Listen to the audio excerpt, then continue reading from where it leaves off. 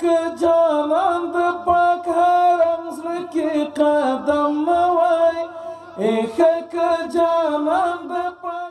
د میدان وردګ ولایت مرکز میدان ښار کې د تعلیم الفرقان مدرسې څخه لس تنه حافظان فارغ او د فضیلت پګړۍ ورپسر کړل شوې چې په فراغت غونډه کې زیات شمېر علماو او ولسي وګړو ګډون درلود. 10 کسان حافظان فارغ شوي دي. الله دې دوی د مور او پلار استادانو او زمونږ ټول هیواد لپاره یو صدقه جاریه او یو ذخیره د دنیا او د آخرت وګرځي. دا ډېره غټه خبره ده. همدغه کافي ده چې 10 کسان حافظان فارغ شوي. یو د الله د نعمتونو خبره ده.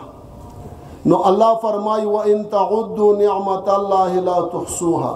که تاسو د الله نعمتونه شمارئ نو تاسو طاقت نه لرئ د الله کم کم نعمت به وشمارئ.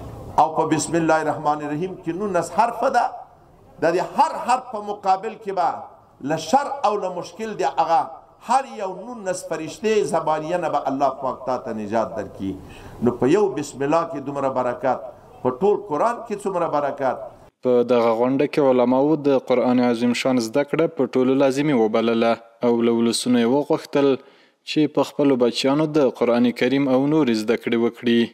دې هستیو ته چې دلته اوس ناست دي پلاره تا ته حدیث پروت ته زه ټول هغه علم نسم راپورته کولی، خو په ورځ د قیامت ګوره په هغه دنیا کې ټول عبادتونه پورته سوي واوره در سره. خو یو عبادت چې قرآن شریف ده همدې حافظانو باندې به الله غږ کوي چې او حافظ د قرآن شریفه شروع کړه اوس زما قرآن آخرت کې ګوره دا هغه قرباني کړي او دا حافظ به شروع کړي او الحمدلله تر ورناس به الله دونه درجې ورته ورکړي. علماو له ټولو فارغو شوو حافظانو وغوښتل چې دغه زده کړې تر نورو هم ورسوي او خپلو زده کړو ته لا دوام ورکړي.